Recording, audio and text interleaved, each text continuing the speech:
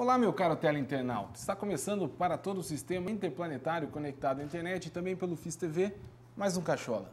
E no programa de hoje eu recebo aqui no Barracão o homem que mais conhece de rock do país. Kid Vinil. Tudo bem, meu caro? Beleza. Você gosta de rock and roll, então? É, acho que sim, viu? O maior colecionador de discos no Brasil. Eu li uma Mas tem um amigo que mora só contra, tem o Fernando Napoleão, que mora aqui em Curitiba, que tem o dobro, sabia? Ele tem 30 mil vinis. Então deixa eu fazer a abertura de novo. Nós vamos conversar hoje com o segundo maior colecionador de discos do Brasil. O primeiro chama-se Fernando Napoleão e mora aqui em Curitiba. É uma dica, chama ele um dia, é um maluco também. Vamos entrevistá-lo. Como que é o nome dele? Fernando Naporano. Fernando Naporano. Como que surgiu o personagem Kid Vinil? Foi um programa de rádio, isso em 1978, 79. Eu trabalhava numa gravadora na Continental e aí comecei a conhecer umas pessoas dentro da gravadora. Era novo ainda dentro da gravadora, trabalhava na parte de editora, de royalties. E aí me apresentaram por um cara que tinha um programa numa rádio chamada Excelsior, que era do Sistema Globo daquela época. Essa rádio não existe mais, hoje é CBN. E esse cara me levou na rádio para fazer um teste, né?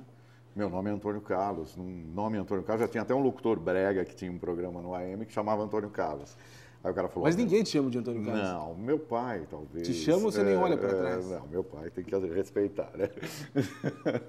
Mas aí é o seguinte, esse locutor brega, o cara falou, com esse nome não dá, tem que inventar um nome legal aí. O cara gostou da ideia de fazer um programa.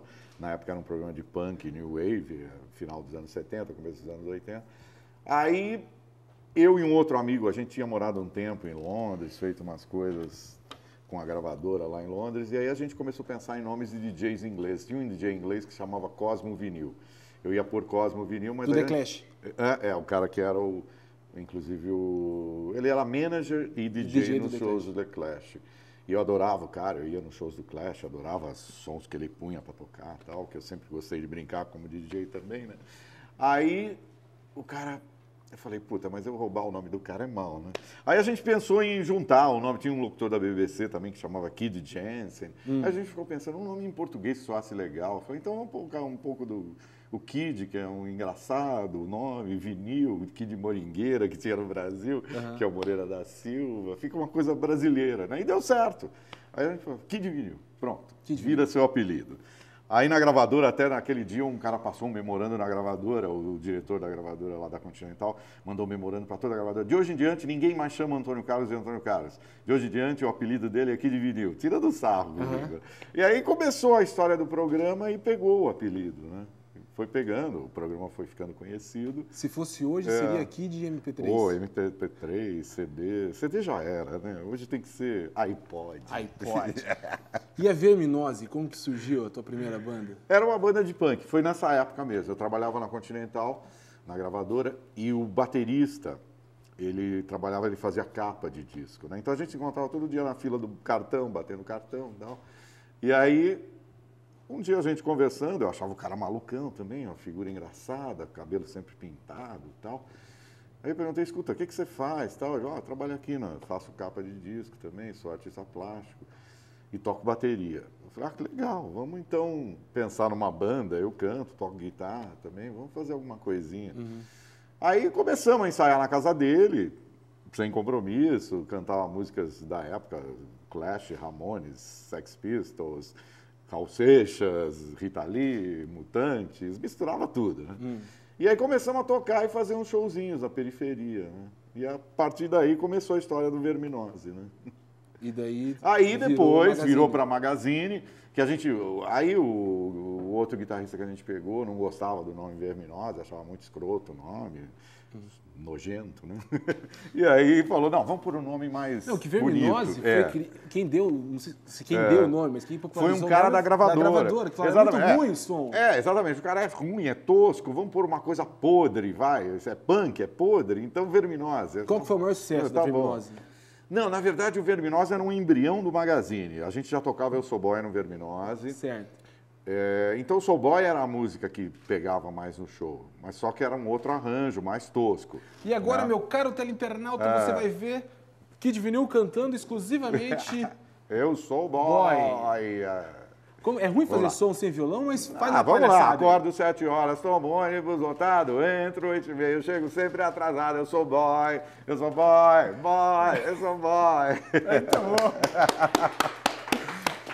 Você que compôs essa música... Não, na verdade essa música a gente fez com um office boy, que era office boy mesmo, ele trabalhava com... Existia uma banda nos anos 70 chamada Joelho de Porco, essa é bem antiga, talvez quem foi dessa época vai lembrar. Era uma banda paulista que era um pré-punk. Eles faziam uma coisa meio pré-punk nos anos 70, e era muito legal essa banda. E eram amigos meus, eu cheguei a trabalhar com eles, tocar, cantar com eles também, né?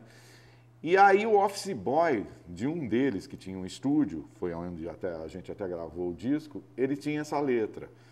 Aí ele ficava cantarolando no corredor. Aí um dia a gente pegou ele e falou, vem cá, Aguinaldo, canta essa letra lá no estúdio, pra gente ver como é que é e tal, e vamos dar uma ajeitada nela pra gente fazer uma música. Aí a gente fez uma música em cima, pegamos a letra, demos uma ajeitada e gravamos. Mas sem compromisso, foi uma coisa de o moleque cantarolando eu sou boy no corredor. A gente pegou ele e falou, escuta, que é isso? Ele deu uma letra que eu tô pensando em fazer. Eu falei, tá, então vai lá e cantarola ela inteira pra gente pensar em fazer uma música em cima. E do nada a coisa rolou. E é a música que e de repente você a gente hoje. nem esperava que a música fosse... A gente achava uma música engraçada, uma puta trecheira mesmo, né? Como é que isso vai fazer sucesso? E fez, né? Pra gente foi uma surpresa, porque do nada a gente começou a tocar no rádio, né? Aí começou a história, né? Tá, e Magazine. Daí a Verminose durou quanto tempo? Um ano, mais ou menos. Aí a gente Magazine. mudou para Magazine, porque os caras não gostavam do nome, achavam muito nojento, e aí a gente botou um nome mais... que pudesse ser mais popular e menos nojento, né? Certo. Aí ficou Magazine, aí a gente já pegou um bom estúdio para gravar, para fazer uma coisa mais bem produzida, né? Porque o Verminose era bem tosco, era uma coisa punk mesmo tosca. Mas o Magazine tem uma história interessante que você deu uma entrevista, isso na época, no início da banda, você deu uma entrevista para Veja. Exatamente, falando a coisa do punk. Do movimento punk. E o movimento punk se revoltou e foi num show brigar com vocês? Quebraram que história tudo. É essa? O problema é que a gente tinha uma coisa que eu falei, a gente no começo do Verminose era uma banda que tocava para os punks, a gente tocava Clash, Ramones, Sex Pistols, essas coisas, e o povo se identificava com a gente. E como a gente não tinha nenhum envolvimento com o sistema, tal, eles até achavam legal, porque os punks paulistas eram meio que radicais, tipo, somos contra a mídia, contra tudo, se o punk aqui tiver que existir, vai ser uma coisa que a mídia não pode meter o bedelho.